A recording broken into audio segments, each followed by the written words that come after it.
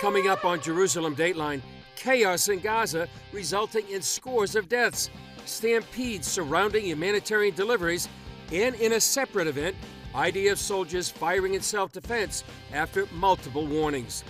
Plus, analysis about the war from former Ambassador Michael Oren and Professor Gil Troy. And encouraging Israelis through art. Murals across Israel celebrating the courage of Israeli and Iranian women. All this and more on this edition of Jerusalem Dateline.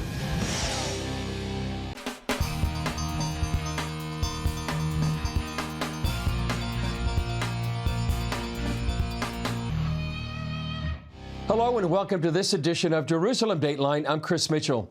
In an early morning stampede on February 29th around aid trucks in northern Gaza, more than 100 Palestinians died.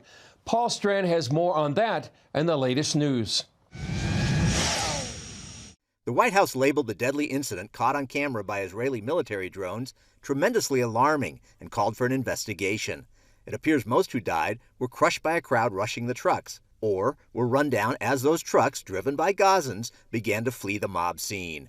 In a separate incident, a few Gazans were apparently shot as a large crowd charged toward Israeli soldiers nearby. A U.S. aid official immediately criticized Israel. Desperate civilians trying to feed their starving families should not be shot at. But an Israeli military spokesman talked of Gazans being killed by their own neighbors, not the IDF. Thousands of Gazans dispensed upon the trucks. Some began violently pushing and even trampling other Gazans to death, looting the humanitarian supplies. Hagari says in the midst of much chaos, shots fired by IDF soldiers were only meant to disperse an angry mob and were never aimed at stopping the aid reaching Gazans. No IDF strike was conducted towards the aid convoy.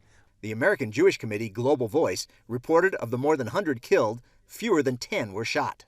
Reports continue to say Hamas is hijacking much of the aid. Meanwhile, ever more hungry, desperate Gazans are still camping out along aid routes. This man saying, quote, "I can't wait till my child dies from famine." In Beirut, Lebanon, an angry mob demanded more aid be allowed to reach Gazans, blaming Egypt for holding up more than 2,000 aid trucks near the Rafah crossing. This protester said, quote, "We will not allow Gaza to starve. We will not allow further genocide to occur."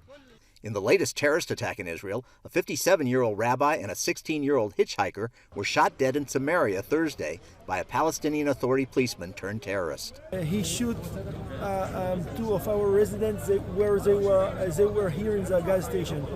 One of our residents came from a hummus shop right here and killed the terrorist. Amid all this, the Israeli military is carrying out its mission against Hamas, reporting that it's now killed 13,000 terrorists in the war in Gaza. Meanwhile, it appears talks to free hostages held in Gaza remain stalled. Prime Minister Benjamin Netanyahu said Israel will free them one way or another. Thanks to the combination of military pressure and tough negotiations, we succeeded in returning alive 112 of our hostages. We're determined to return them all. With or without an outline, we will fight until total victory. Paul Strand, CBN News, Jerusalem. Some questions on everyone's mind right now are what happens with Gaza after the war and how will it be governed? Former Israeli ambassador to the U.S. Michael Oren joined CBN President Gordon Robertson to discuss this and more. Well, let's talk about the post-war plan. Netanyahu is calling for Israeli military presence and then a buffer zone on the border. Is there any foreseeable future where Gaza is back under Palestinian control? I think that's the ultimate goal, is to find a Palestinian leadership that is responsible, that is more committed to the future of their children and grandchildren they are to killing our children and grandchildren. And that may take a while. Keep in mind that Hamas has been ruling the Gaza Strip for a long time. It was raised an entire generation of Israelis, of Palestinians, who have learned literally before they walk that the most sacred thing they can do is slit the throat of a Jew. And you have to just simply watch their television, look at their summer camps, Look at Palestinian Sesame Street and see how they teach young kids to murder and butcher and behead people. And that's something that have to be undone. That can't be undone, just by an executive order. It means changing the entire sort of DNA of Gaza. So we have to find that type of leadership. Until that time, I see really no alternative but to an extensive Israeli security control over Gaza. There can be international involvement in reconstructing Gaza, an international involvement, maybe an inter-Arab involvement in the reconstruction of Gaza, but security control and a buffer zone. And I know the Biden administration said there can be no buffer zone. I think Israel's going to have to dig in its heels here. The United States is not about to give up the buffer zone between North Korea and South Korea. We have to ensure that no terrorists can ever get close to that border again. And the buffer zone we're talking about, which is really several hundred meters, is very, very, I think, a reasonable demand. Well, can Israel even trust the international community here? I mean, you look at the history of UNRWA. I've been saying for years it should be defunded and it shouldn't exist anymore. But now we have revelation that they actually employed terrorists, members of Hamas. Their employees participated in the October 7th attack. I hear you that there should be international governance here for Gaza, but can you even trust it? Well, I say governments, not security control. Security control has to remain in the hands of Israel. For that precise reason, you can't trust them. And by the way, UNRWA absolutely must be dismantled. Not only because it harbored terrorists and used its schools as arsenals, but only because UNRWA is the only organization in the world that perpetuates a refugee issue. I mean, you are a refugee, a Palestinian refugee, even though your great-great-grandfather was a refugee, even though you have citizenship in another country. And by the way, keep in mind, the so-called refugees in Gaza, so-called refugees in Judea, Samaria, the West Bank, are by their own definition living in Palestine. So I don't even understand why they're refugees. That has to be dismantled, and a different school system has to be put in place, one that indeed teaches Palestinian children for peace and not for war. No one talks about a Palestinian state. No one talks about a democratic Palestinian state because people know what that democracy in the West Bank would yield. Well, let's take this hypothetical further. If there is a Palestinian state and it's, the so-called two-state solution, isn't it going to be just as radical as what we're seeing right now? Isn't it going to be dedicated to the destruction of Israel? Well, if the leaders of that state have come through the Palestinian education system, that is, I think that's not questionable. And for a mass majority of Israelis today understand this. I mean, even people who are left of center understand that a Palestinian state comes into being today, tomorrow, the day after, it's going to be a Hamas state. I live in Jaffa in South Tel Aviv. Along the coast, but I look out of my rear window in my apartment and I see the Hebron Hills. If a Palestinian state is in those hills, we will not be within rocket range. We'll be within rifle range. They can put a bullet through my rear window, and no Israeli is going to agree to that. We frankly think it's insane. Well, are we back into the same situation Israel's been in time and time again, where you can win the battle but not win the peace? Well, I think that since 1948, we've pursued a tactic, which is also our strategy. And we're in an incredibly hostile environment. And every once in a while, we have to remind our enemies that it's not a very good idea to make war against us. And some of those enemies will eventually reach the conclusion that war is not the way to go. This happened with Egypt. Egypt tried to wage not one, but 4 wars of national destruction against us. And finally, the Egyptian government concluded that this wasn't a good way to proceed. The Jordanians waged 2 wars of national destructions against us, and they concluded it was not a good way to proceed. And that was the case with the signatories of the Abraham Accord countries as well. And this is our fate. This is our destiny in the Holy Land, in the land of Israel, where occasionally we're going to have to fight to be a free people in our homeland. And in between those battles, we will continue to develop what is by any international standards one of the most successful nation states in the world, and we will secure our borders, sometimes at a terrible price, but we will secure them, and we will go on to be successful and a homeland for the Jewish people everywhere. Coming up, one Israeli historian making no apologies for Israel's current war of self-defense.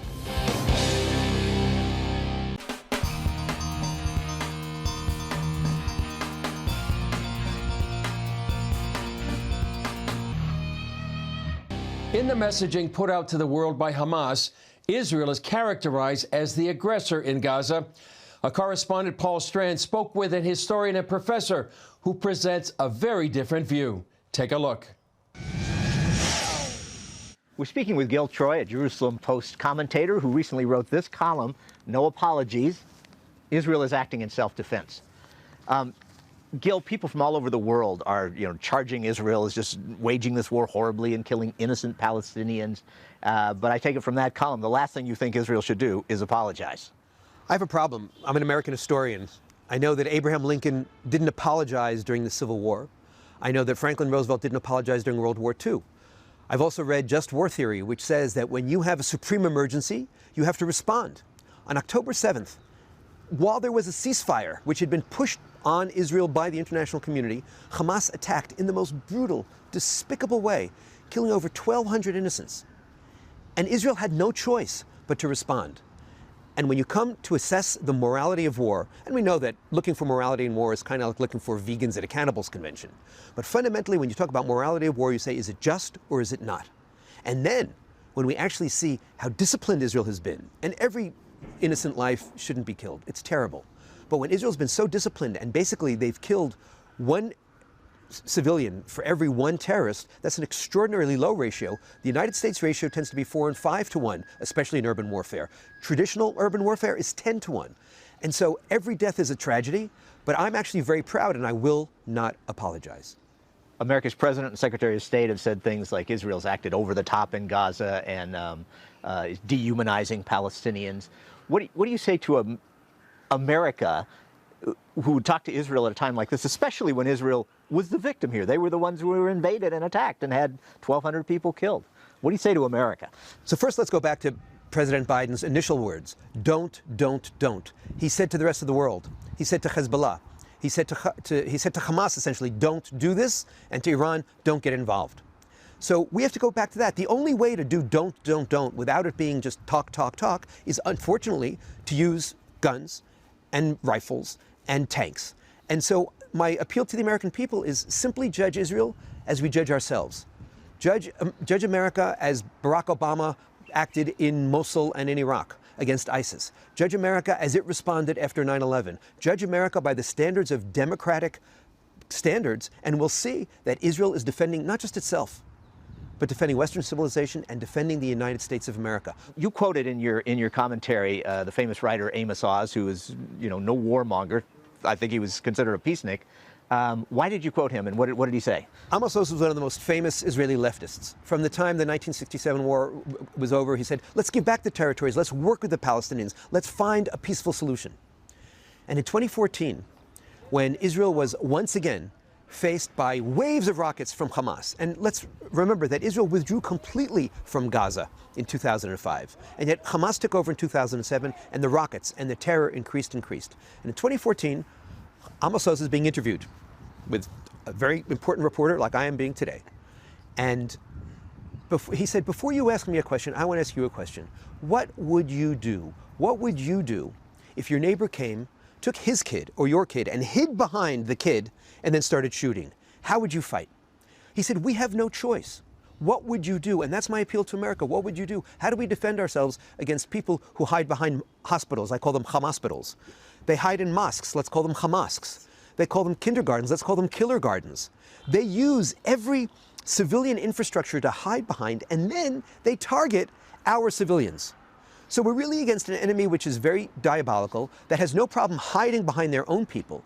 So I echo Amos Oz's, the famous peace question. What would you do? You want to criticize Israel, fine. Just give a constructive alternative. Amen. All right. Well, thank you so much. Gil Troy, Jerusalem Post commentator, author of the recent column, No Apologies. I'm Paul Strand, CBN News. Up next, inspiration from Israeli and Iranian women heroes and celebrating them through art.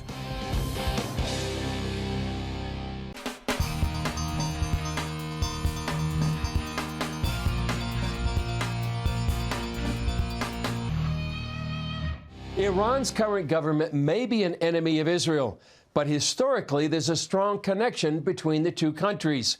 I interviewed an Iranian-American filmmaker whose mission it is to show support for oppressed Iranian women and Israel through murals. Hooman, great to see you back here in the studio. We've talked about your murals for many months. The latest one is really one of the most you're excited about, and we have it here back in the monitor. Tell us about it. Thanks so much for having me, Chris. Yeah, this next mural, it's in Tel Aviv, and every time I do a mural, I get a little bit more bold. So what the first one was, you know, 4 women who were just united by their hair because they were all killed for showing their hair. Mm-hmm. In this one here, the 9th mural, what you have is not only 5 distinct pictures, you have a story. You have the story of God's plan for Iran. So this mural, as I said, is in Tel Aviv, starts off with Jeremiah 49:38, where God says, I will set my throne in Elam and destroy her kings and officials. Every time I tell somebody Elam is Iran, they don't believe me. Elam, the place where Cyrus the Great was born, the place where Queen Esther is buried, and the place where Daniel the prophet lived. Elam. This is Elam. So that's how the mural starts. Next to the map of Iran and Elam is Queen Esther. Okay? The whole book of Esther, because no preacher ever says this from the pulpit, takes place in Elam. It takes place in Iran. The whole book does.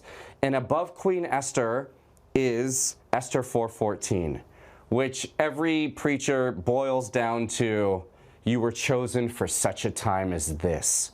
Arguably the most famous verse within that book. Next to Queen Esther is a woman named Kosar. And Kosar won the silver medal in archery for Iran. But she protested along with the women.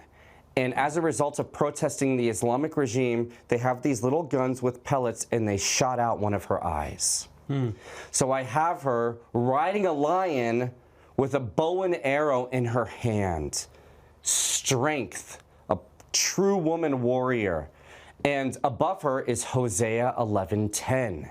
And Hosea 11:10 basically says, when the lion roars, my children will come back trembling from the west.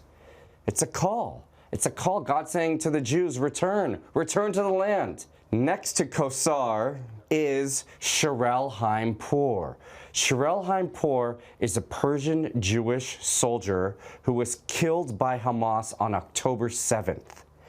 And it was her very last weekend as being an IDF soldier. And she decided to grab her gun and go into the battle. Hamas killed her, burned her body, made her unrecognizable.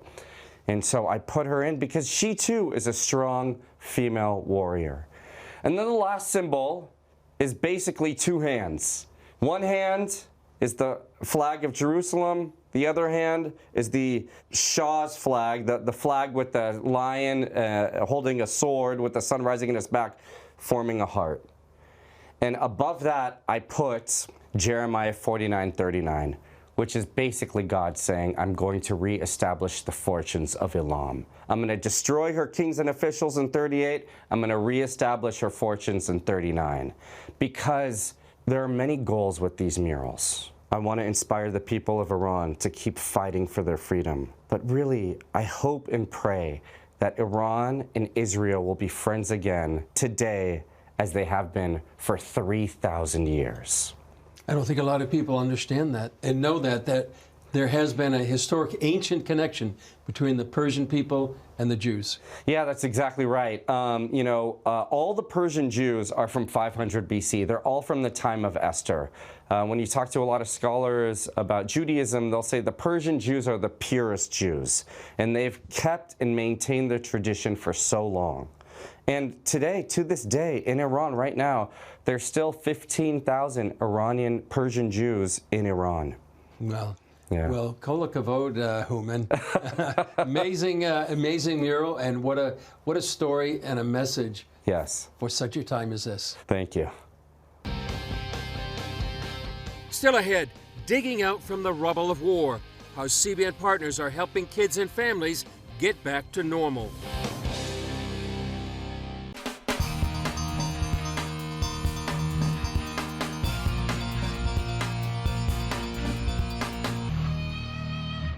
All Israeli families have been hit hard by the war. Soon after October 7th, some working parents found themselves unable to go to their jobs because daycares were shut down. CBN Israel made the difference for one kindergarten that needed help before it could reopen. The Home Front Command said that kindergartens could reopen only if we had bomb shelters. Putting 2 bomb shelters in each daycare is a cost of hundreds of thousands of shekels. If I had waited until I had the right protection for the daycare, I don't think I'd be able to reopen. We are providing bomb shelters, and we have an opportunity here to actually help more than 100 families to be back to their normal lives, because the rockets that are flying from Gaza from like 60, 70, 80 kilometers are heavier and stronger than the ones that are going to the Gaza envelope, which is like 7 to 10 kilometers. So it's a whole different construction, much more expensive, and we had to make it custom made. Have a certain thickness of the walls, the ceiling has to have the filter, the AC, the electricity, the internet, all the requirements from the Home Front Command. They have to all be in the standard, right? All the bomb shelters. As a mother of a soldier in Gaza, I needed this daycare. This was my comfort. This is what made me get out of bed in the morning and leave the house. Because in the mental state I was in, I just wanted to monitor the news all day. But I knew that there were many parents and staff that needed me. I started to think, what can I do? How can I return to the daycare with this big need? Because in the end, it's our home, and the children are used to it. When Ali said that there was something that she could do, I felt that for the first time in a long time, I was really able to see the light at the end of the tunnel. I was able to smile finally, even though my son was still in Gaza. This made me believe that at least something, a significant part of my life, would be resolved. Parents want to feel safe and want to know their kids are safe. The emotional burden of sirens and a war and the fear and everything, praise God and thanks CBN Israel for thinking about the kids here and the families here, and it's so important. I mean, I'm one of those parents. I could not come back to work until we had bomb shelters. At first, they delivered 2 amazing bomb shelters. The children were happy. They were able to return to their daycare where they are comfortable and things are familiar. This is also protection for the neighbors, because there are many houses here that do not have shelters. Kids and parents were so excited and grateful. They were really happy because the shelters made it possible for them to go back to work. Because some parents hadn't been able to work full time. I feel so safe now. I'm not afraid. I know that if something happens, my staff is taken care of. I also know that the parents are not stressed out. It gives me great confidence to know that I can open the daycare in the morning and everyone is protected here, both the kids and my staff. Well, that's all for this edition of Jerusalem Dateline. Thanks for joining us. Remember, you can follow us on social media and access CBN content through our CBN News and other CBN apps. And please continue to pray for the peace of Jerusalem and all of Israel, the safety of IDF soldiers and everyone caught in harm's way, and for the return of all the remaining hostages. I'm Chris Mitchell. We'll see you next time on Jerusalem Dateline.